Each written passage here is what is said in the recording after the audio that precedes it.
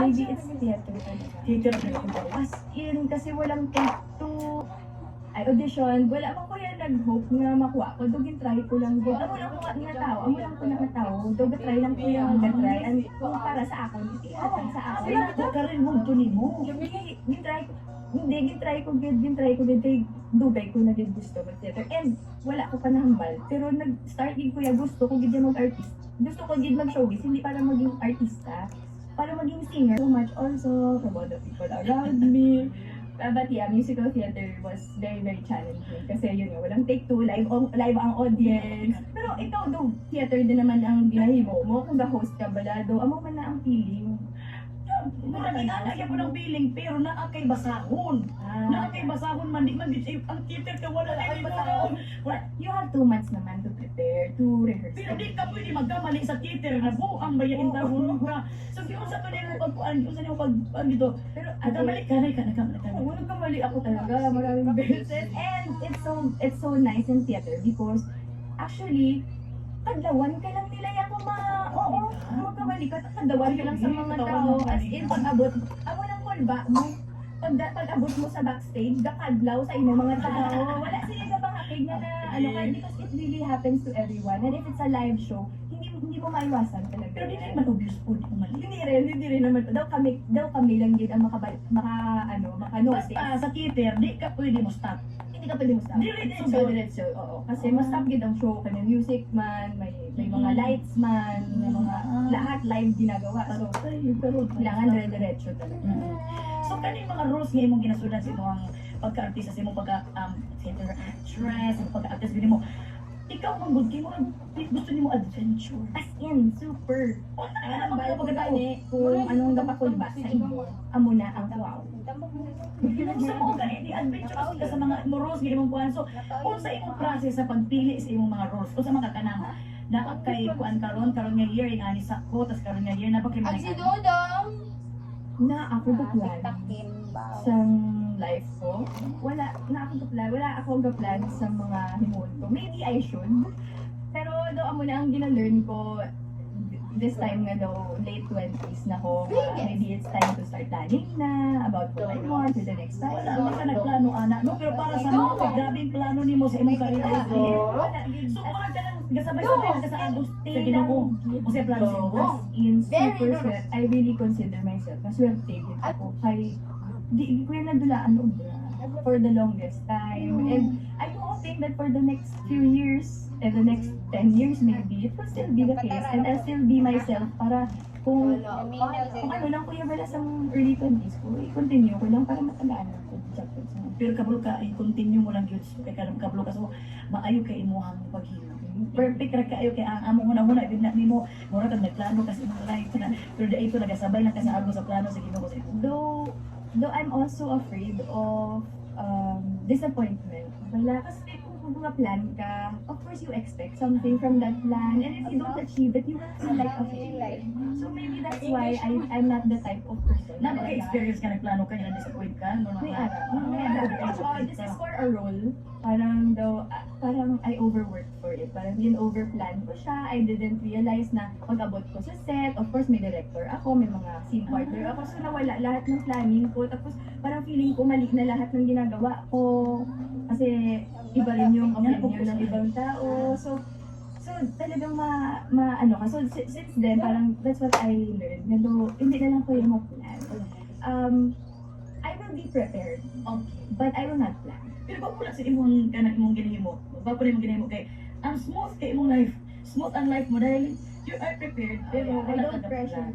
Yes, tama. Very good siya. So karon isa-isa ho nato karon ang imong gihimo nga mga roles. Alright. Dili sa mga kung sa baning mga theater ba ni, kung sa baning mga movie, TV ba ni siya. Isa-isa ho nato imong mga roles. Number una si Lexi sa Broken Marriage. OMG, si Lexi. Yes. Third party Yes, third party ako doon. Di unsa man nimo ni pag una-una kanang unsa ka mag-engage mo mag-internalize nga third party ko. Siyempre, of course, wala namang kuya experience sa pagiging third party. Wala ko gusto maging third party. So, of course, it helps.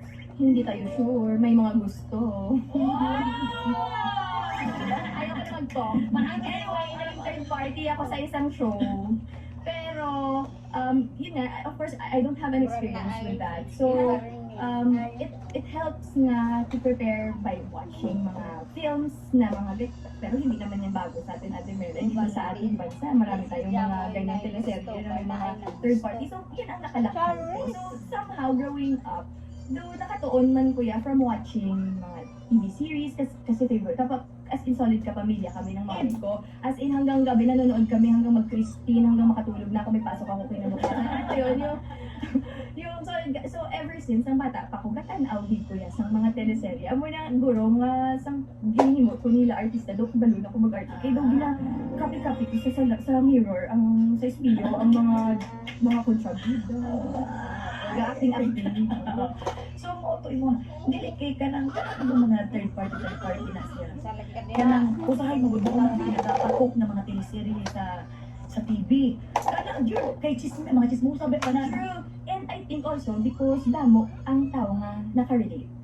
Because I think damo mga tao ang natabo man sa ila ang ilang natanaw. Amo na nga do they really feel for the character. Though nagahook gid sila ya sa mga and also it taps mga ano bang kinakatakutan ng tao na to. Parang hadlo ko yung may third party, ang love you, ang asawa ko. So man nga super engaged sila mga tao. Pero kung ubagi ka anak so kani po daw mga third party or kaning mga kabit biktima ra po daw ni sila. Damo instances na biktima man ang mga kabit. Kung wala sila yakabalo, Pero married dili ang mga dili tanan. Kaya sa mo sa mo ingon dali na dai nga dai kumoto ko sa Hindi lahat. Pero because ako sa gina-portray ko si Lexie, I really felt like Lexie was a victim. And I really felt bad when people watching our show couldn't see that Lexie was also a victim of David. Parang these are two women being played by one man, and parang of course there's a legal wife, and of course unfortunately si Lexie became the other woman, but she was lied to. She was told that I'm gonna leave my wife. Na lagi namang ginagawa din ng mga lalaki. Lagi nilang sinasabi, I'm gonna leave my wife. But bulag na mi pero wala din nagbulag. and grabe siraan yung asawa dun sa kabet. So parang really, the woman will believe na, maybe, baka tapos na talaga yung chapter na yun. And maybe he's ready to move on to the next relationship. But apparently, dun sa series, it showed na hindi pala talaga over pa yung marriage, na talagang happy pala silang mag-asawa, na hindi naman alam ni Lexie. So, until naanakuhan nila si David, I really felt na si Lexie was a victim ni David. And also, of course, his wife. And that's why kuan kay ni mo siya portray din mo siya very I did not judge the character at all. Talagang, I told Lexie na si Su yung kakampi mo. Parang, kinailangan hindi magkakampi kami yung dalawa habang ginagawa namin yung show. Listen, wait, kasi siyempre ikaw, you are a woman of dignity. Yes, Dahil talaga yung mo i-portray nga role is another di ay. Oh, so at least na kung ano kayanan ni mo tong labanan sa imong kaugaling mo. of course, nang good life sa artista because we have to channel those emotions na maybe never in our lives we will be able to channel. But that's also the exciting part about being an actress because you get to do things that's out of the norm. You get to do things na hindi mo everyday ginahimo, you get to do things na uncomfortable for you. So I think it's a privilege to feel those emotions. Mo na ba ay kasi si Tia sa lasting moments. Grabe ang mga tao, grabe iyakan nung As in, super na-premiere night kami, first time ko man makatanaw sa movie namon. Tapos grabe, bidyang hibi namon. Everybody really was crying when they were going out of the cinema. And si Tia, I love her character because she's so ambisyosa. Ambisyosa siya, bila nga do, siya yung planner. Siya yung amo ni ang balay nga gusto ko kung magpakasal na tamo niya ang balay nga bakulong. Medyo ambisyosa, medyo tuon ang mindset. Pero wala problema. As in, sabi nga nila, if you're kung mangarap ka, taasan mo na. Diba? So, she's that type of person. And ako hindi ako ganun kasi nga kontento ako, diba? So, i-channel yung paano ba ako mag-want ng more? What will make me want more? Daw muna ang challenge when I was doing. Ay, grabe mga karakter, diin mo ka na Iba-iba. baliktaran, di kayo sa imuhan, no? Muundiin ka na magmunang, pero kaya kaya hindi mong, ano ba, kaya ilabanan, hindi mong kaya sarili ba? Siyempre, damo man sa set namin kabulig sa akon. I have my scene partner, JM De Guzman, is an amazing actor, an amazing partner, amazing gentleman. Talagang hinabuligan niya man po sa talagang eksena namon. Of course, ang director namon, si Direct Fifth, siya man ang Yes, writer Direk sa Fifth. namon na film. Grabe man, because he is also the writer, kabalugin siya kung anong gusto niya, ano nga siya, wala na kami yan nabudlayan kung ano pang himuon namon. Kay director na sa, ang writer, kang director, nagigambal, si do ungo ka na lang yan. Ano, ungo ka na lang yan, wala kayo kaya.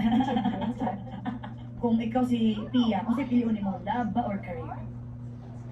Sa imong life. Sa akin na life, I will always choose love.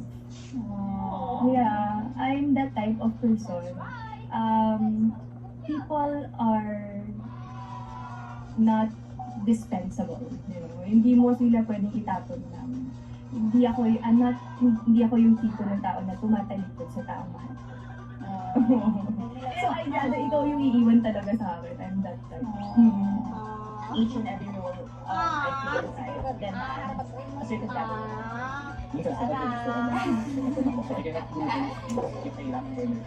Imagine a life without energy feels so stuck. Give me the energy and it supports my health so that I can be 100% my authentic self. Help level up my health with extra energy from Enervon. Hindi pa katapusan. Inuubos ng sabon sa mancha. Imposible na ako umabot sa swerte. Posible, sa kanya, pinag-pinag-pinag-pinag-pinag-pinag. Ay! One wash na isang doon na abot sa katapusan. Imposible? Posible sa Ariel. Charing. Inom ng tubig. Ako din, malamang na lang. Because na mag-iinga na bigla klase nga ako nga dili gyud na ko kaya pasakitan akong partner, di na ko kaya because anak ko maglab. Mauna imong standard sa imong sarili. Sa imong sarili towards sa imong ginalaw. So, the best rin na. Kani si Ina po. Si Ina sa Flower Girl. Ina! OMG! Ito yung pinaka-challenging sa lahat ng role na I have to do because si Ina ay walang coaching. Asa na iyang kutse? Asa pag-ikutan ang kanya?